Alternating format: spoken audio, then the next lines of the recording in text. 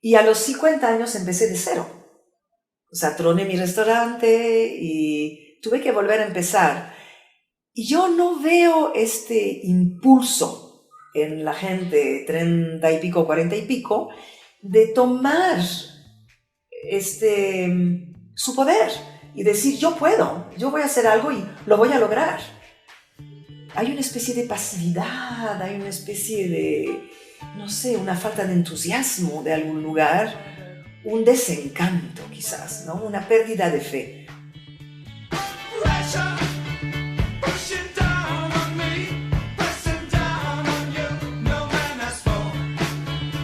Bueno, Karin Burkhardt en la actualidad es la directora del Instituto de Resonance Repatterning en México y trajo este método de Resonance Repatterning a México hace como 18 años. Un método que yo encontré en Estados Unidos en una crisis de vida quizás bastante usual alrededor de los 50 años.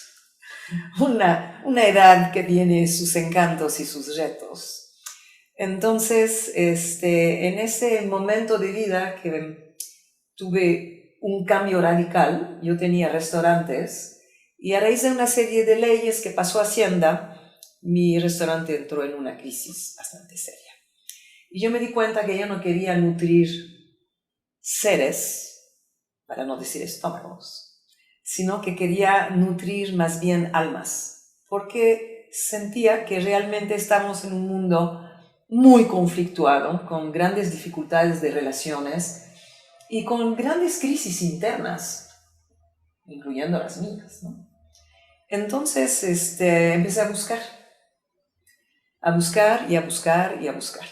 Me fui a Estados Unidos, a casa de una amiga que me invitó a pasar allí un rato como para cambiar de panorama, y ahí encontré un video que llegó por correo a casa de esta amiga de una mujer que presentaba este trabajo que se llama Resonance Repatterning. En un inicio se llamaba Holographic Repatterning, y vi ahí esa posibilidad realmente de un cambio muy drástico, tanto para mí como para cualquier otro, y me lancé en el aprendizaje intensivo de este método. El primer año tomé 24 cursos.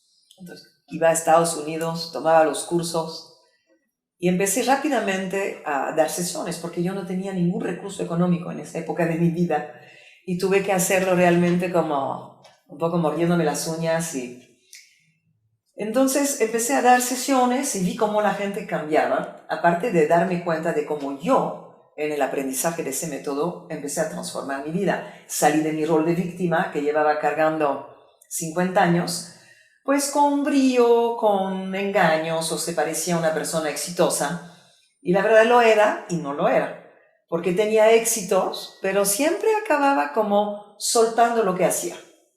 Entonces montaba cosas, hacía cosas, tenía éxito y ¡pum!, se caía.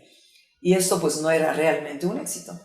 Entonces con este método empecé a tomar un sendero exitoso en mi vida. Y eso para mí fue muy notorio, muy, muy notorio. Cambio de autoestima. Yo creo que la mayor parte de la gente con la que trabajo tienen problemas de autoestima. Creo que es uno de los grandes castigos de la sociedad en la cual vivimos, la autoestima, la pérdida de valores personales. Y bueno, como me cambió tanto la vida a mí, decidí pues importarlo a México, encargarme de traducir los libros y de crear un mercado y de expandirlo aquí, cosa que hice por muchos años. Y en ese transcurso evolutivo, digamos, de sostener una comunidad y crear un instituto y crear una asociación y estructurar el trabajo en México, empecé con esa idea de divulgar ese trabajo de una manera más lúdica, más sencilla, y para que cualquier persona que no tuviera que estudiar nada, pues pudiera transformarse y pudiera cambiar. Y ahí es donde empecé a crear el juego de lo posible. El juego de lo posible que pinté, porque también soy pintora, tejedora, soy una persona, pues digamos, artista, sin H esperamos.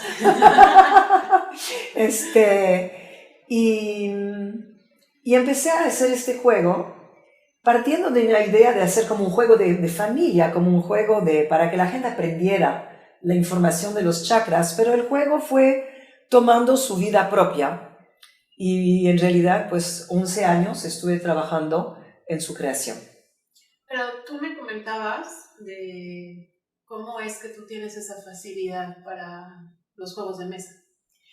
Sí, bueno, hay una historia ahí que es una historia familiar, digamos que los patrones familiares tienen su fuerza y su poder. Y en mi familia teníamos una casa de campo en la montaña, dans le Jura, una parte de Suiza, frío, con mucha neblina, con mucha nieve en invierno, entonces muchas tardes muy largas donde la gente se tiene que ocupar.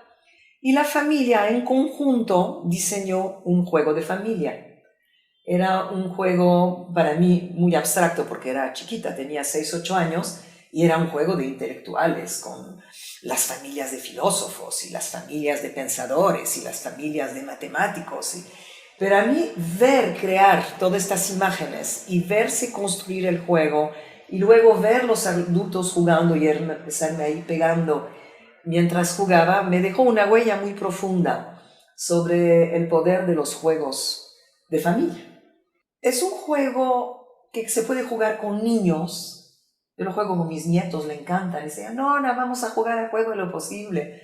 Y claro, hay que hacer un poco una interpretación del lenguaje cuando uno trabaja con niños, pero lo puedes trabajar con niños, con adolescentes, con adultos. Tengo personas que lo han comprado para sus empresas y lo juegan cuando tienen conflictos de administración. Una chica que tiene una empresa que hace comerciales pone a todo el mundo a jugar y se dan cuenta que al final de cuentas los enganches que tenemos de personalidad en realidad no son más que reflejos de nuestros propios problemas. Entonces, en lugar de enojarme con fulano, me doy cuenta que me refleja mi incapacidad o algo que no quiero ver en mí y que puedo ver en el otro. ¿Qué es la historia de la vida? La vida nos refleja todo el tiempo, hasta en sus peores situaciones, lo que no queremos ver de nosotros. Entonces nos pone en nuestros retos de vida con personajes que aparecen y nos hacen sentir traicionados y engañados y victimizados, cuando en realidad es la historia de ver cómo yo traiciono, cómo yo victimizo, y esa persona me está dando esa oportunidad. Entonces el juego de alguna manera es un reflejo de nuestra alma. ¿Qué es el éxito para ti? Bueno, empieza por una sensación interna de bienestar, de seguridad, de sentirme que soy valiosa, que lo que hago vale la pena, que para mí puedo servir a los demás, que para mí es importante el éxito que esté relacionado en el servicio. Entonces, que puedo servir a los demás y que además puedo ganar dinero también, porque es también importante en el mundo en el cual vivimos resolver el asunto material y no por tratarse de terapia o de espíritu, no comamos o no tengamos necesidades vitales que resolver. ¿Qué son los valores personales? Bueno, veo que hay una gran pérdida de identidad, que los hombres tienen una dificultad de identificarse como hombres, que están como hartos, como cansados de los papeles que les hemos hecho en los hombros, ¿no? Que las mujeres también no sabemos muy bien dónde pertenecemos, porque somos muy activas, muy responsables, pero entonces nuestro femenino no sabemos muy bien dónde se quedó. A nivel familiar, los niños son diferentes, requieren también de otro nivel de conciencia por parte de los padres, lo cual también crea dificultades de comunicación muchas veces en las relaciones de parejas. Si las parejas no jalan parejo, los niños meten el dedo en la llaga con mucha facilidad. Veo dificultad también en la gente de 40, por ahí entre 35, 45, ¿no? Que no saben qué hacer de sus vidas, ¿no? Que no logran reciclarse. O sea, mi experiencia es que, bueno, soy arquitecto de interior, originalmente, otra cosa simbólica, ¿no? Y he hecho muchas cosas en mi vida, no las voy a decir porque sería interminable. Y a los 50 años empecé de cero. O sea, troné mi restaurante y tuve que volver a empezar. Y yo no veo este impulso en la gente 30 y pico, 40 y pico, de tomar su poder y decir, yo puedo, yo voy a hacer algo y lo voy a lograr. Hay una especie de pasividad, hay una especie de, no sé, una falta de entusiasmo de algún lugar, un desencanto quizás, ¿no? Una pérdida de fe. Y cuando hablo de valores, también hablo de lo que nos hace digno a los seres humanos, lo que nos engrandece y lo que nos empequeñece. Entonces yo veo que muchas personas están confundidas acerca de lo que los hace grande o se someten para tener un éxito económico a veces en hacer cosas que no los hace sentirse bien. Y sí, yo creo que estamos como en esa transición y por eso también siento que el juego es importante porque puede apoyar a la gente en esa transición. Aparte que tiene jugadas específicas y maneras de profundizar en el uso del juego. Y bueno, doy tutoriales también a las personas que quieren saber más, a grupos o a personas en individuos, para que puedan crecer en esa etapa que no es fácil, ¿no? No vivimos un tiempo fácil, la verdad. Fíjate que, bueno, ahorita que mencionas que la crisis está entre los 30 o 40, Ajá. ¿no? Precisamente uno cree que ya es tarde, ¿no? Entonces ya te resignas a cierto modo de vida, pues porque ya qué hueva volver a empezar. Tú volviste a empezar de 0 a los 50. Sí. Entonces, ¿qué podrías decirles o decirnos? Pues estoy volviendo a empezar de alguna manera a los 70. Entonces, yo pensaba que ya, it was for good, pero parece que no. O sea, parece que la vida constantemente te vuelve a poner en esa espiral evolutiva en la cual creía que lo tenías todo resuelto y de pronto pues no es así. Yo creo que nunca es tarde para empezar, yo creo que siempre tenemos el potencial para renacer. Y yo creo que es muy importante tener esa fe, que tenemos esta vitalidad, esta capacidad, cualquier ser humano, de renacer en cualquier momento de nuestra vida. Y que lo que falta es el intento. Falta intento y yo creo que también falta compromiso.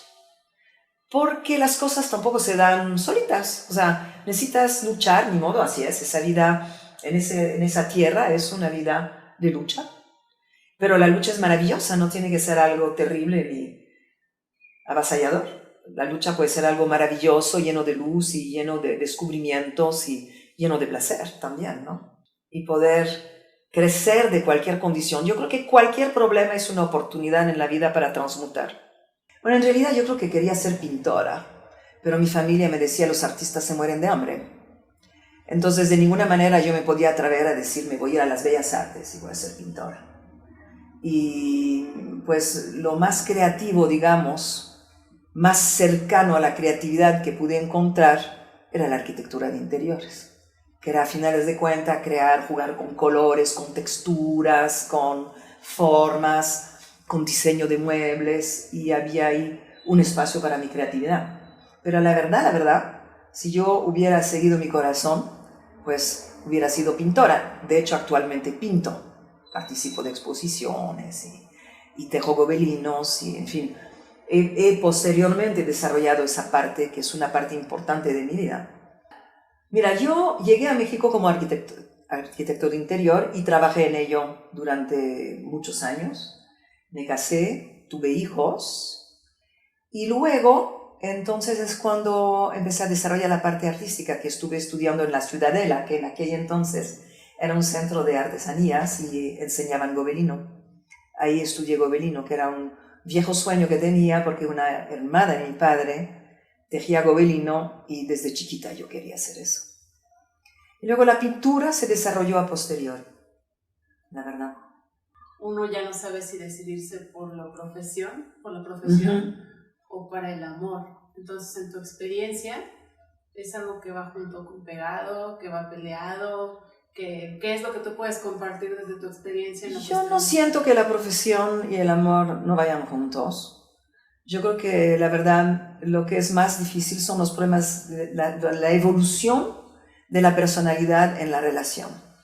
O sea, te casas, estás en una etapa evolutiva de tu vida y tú empiezas un camino, a lo mejor personal o espiritual, o el otro está en otro camino y como que ahí se fracturan las relaciones, ¿no? Por lo menos ese es mi caso. Yo creo que la relación con el padre de mis hijos se fracturó porque estábamos buscando otras cosas en la vida. Ahora, que somos muy buenos amigos, estamos mucho más cercanos, o a final de cuentas siempre fuimos cercanos, pero no supimos en esa fase de donde tienes todavía un ímpetu, ¿sabes? De hacer lo que quieres y si mi pareja no escoge un camino espiritual, entonces no me funciona, ¿no? Es un psicoanalista marxista, leninista, maoísta, qué sé yo, ¿no? Y yo estoy en el peace and love, ¿no? Y bueno, me fui por el peace and love, la verdad, pero las cosas son como son. Yo creo que hay una perfección. No tengo yo lamentos de lo que haya vivido en mi vida. ¿Tu experiencia ahorita cuál es? ¿Cómo elegirías a una pareja? Es que yo no creo que uno elija una pareja. Yo creo que es mutuo. O sea, yo creo que se da una magia con una persona en X condiciones. No piensas, no es racional, te lanzas y luego pues entonces apresas a navegar con esa persona, porque cuando conoces a una persona no tienes la menor idea de con quién estás. Y cuando te enamoras menos, porque el enamoramiento crea una especie de neblina química que hace que pierdes totalmente la racionalidad y dejas de ver al otro como es, sino que te proyectas brutalmente sobre todo tus fantasías. Por lo tanto, yo creo que no hay regla, yo creo que hay que abrirse a correr riesgos. Y si de pronto tienes un encuentro mágico, pues lánzate y a ver a dónde te lleva. Y si son 15 días, qué maravilla, si es un mes, qué maravilla, si son 10 años, qué fantástico. Pero vívelo al día, porque a finales de cuentas el futuro no existe, es ridículo. Entonces yo creo que hay que atreverse a lanzarse, que no hay reglas, no hay ideales, y hay que confiar en tu corazón. Y yo creo que no hay un momento, yo creo que se da, porque también uno tiene que trabajar en abrir el corazón para ser vulnerable, porque muchas veces por las heridas que nos causamos en las relaciones, nos cerramos para protegernos y ya no permitimos esa magia y esas posibilidades. Así que yo creo que cuando abres tu corazón y suceda, pues hay que lanzarse, arriesgarse.